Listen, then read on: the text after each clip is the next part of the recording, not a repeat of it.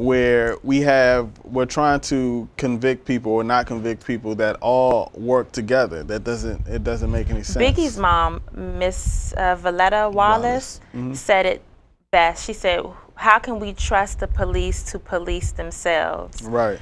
And that exactly is the point here. It's like they handle the evidence, you know, they misplace evidence when they want to.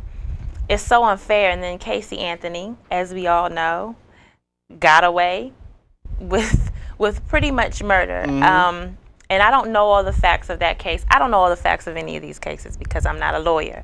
But I know for sure that that woman should not have walked. Somebody needed to be responsible for the death of her child. She was partying it up right after. It just doesn't make any sense. So it is something racial, in my opinion, when Mr. Troy Davis is being pretty much, as far as we know at this moment, he is still alive, but his life is on the line for something of this nature.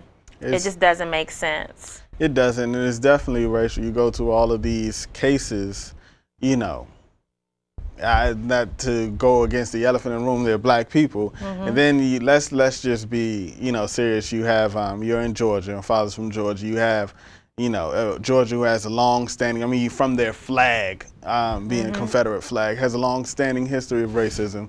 So you go to this black guy that killed a white cop. And this was '89, but people, you know, I had a white associate who really didn't believe that, you know, racism was alive, who really thought, and it was just, it wasn't, he's not a racist guy or anything like that. It was just the ignorant part of it because he doesn't see it from the other end. I believe, you know, we can't use any excuses to hold us back. We can do anything. We have a Obama that shows that we can do anything in the world. But to say that racism is gone, I mean, it's clear facts showing case after case after case. When it's only involved us, you know. It obviously exists. And we see our president still, you know, get a lot of, what's a good word to use? He gets a lot of BS. That's what I was going to say, but I couldn't come up with a better. But because, you know, people are not supportive. And, of course, we know that everybody is not racist. Actually, I believe most people aren't. But the few that are, really, it's 2011. We got to move past that.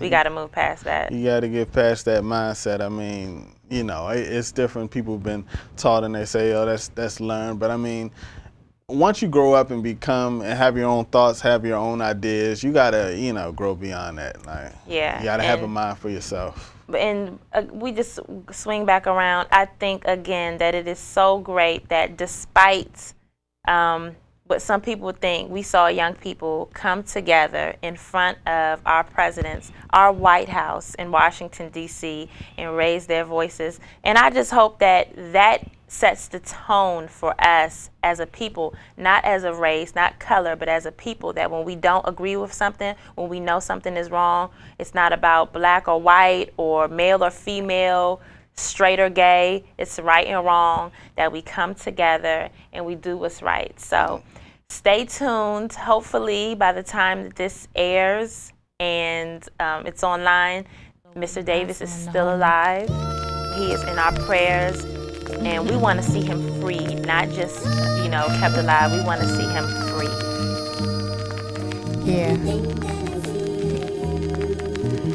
Out on the road alone, but not lonely. I'm cool with flying solo, wouldn't mind someone to hold me. I know why God has placed me here. I'm focused on my mission. Taking a break for romance seems to be the best decision. Nah, something is missing. Nah, maybe I'm tripping. Every time I give my heart, I find myself slipping. Won't happen again. Taking a break from men. I gotta save the future. Forget a boyfriend. My biggest distraction has always been them. I gotta focus right now if I'm ever gonna win. Looking at the stars tonight, I'm in love with my dreams. I'm focused on the sky. Why?